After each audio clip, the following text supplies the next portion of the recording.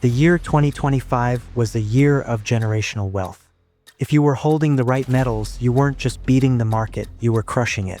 Silver led the charge with a staggering 127% gain, followed closely by platinum at 120%.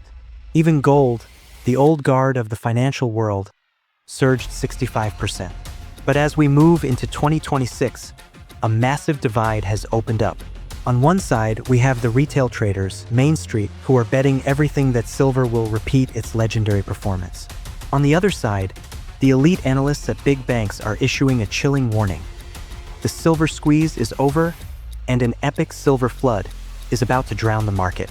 Right now, 51% of retail investors believe silver is the undisputed king of 2026. They are looking at the 127% returns of the past year and assuming the momentum is unstoppable. It's a classic bandwagon effect. Another 29% are doubling down on gold, believing the yellow metal is the only safe harbor left. But Wall Street is looking at a different set of numbers. While the public is obsessed with the metals they know, industry experts from firms like TD Securities and Heraeus are pointing toward an undervalued, overlooked sector that could steal the crown: the platinum group metals.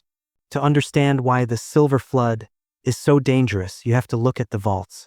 For years, the narrative was driven by a supply deficit, a liquidity crisis in physical markets. But heading into 2026, the situation has flipped.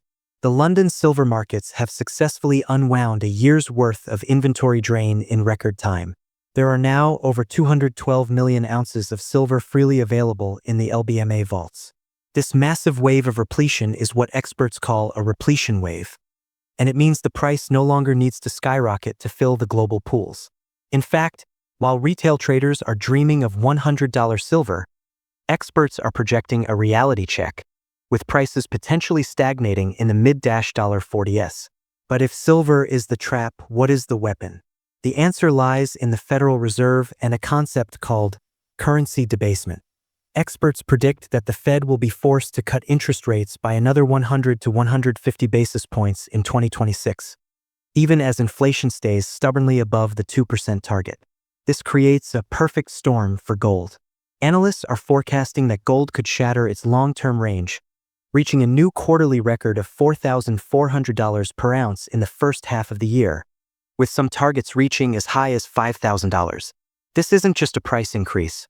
It's a reaction to record-high U.S. debt and a growing fear that the White House may aggressively lobby for lower rates, compromising the Fed's independence. While the world watches gold and silver, the real dark horse of 2026 is platinum. Currently undervalued and ignored by the masses, platinum is being set up for a massive breakout. Big banks like TD Securities are forecasting prices nearly 20% higher than the market consensus.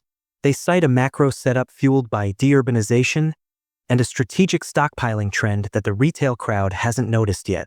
If silver was the story of 2025, platinum and palladium are the silent predators of 2026. However, there is a ghost in the machine that could ruin everything: the threat of a U.S. recession. The Treasury yield curve uninverted over a year ago, a signal that has historically preceded economic collapse with terrifying accuracy.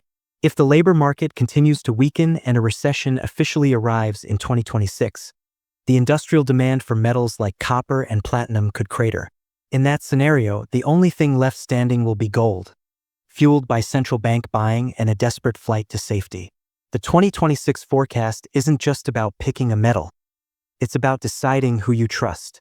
Do you follow the 51% of retail traders who are betting on a silver repeat? Or do you follow the experts who are bracing for a silver flood and pivoting toward the hidden potential of platinum? As the U.S. job market weakens and the monetization of debt reaches a breaking point, the winner of 2026 won't be the person who followed the crowd. It will be the person who saw the flood coming before the gates opened.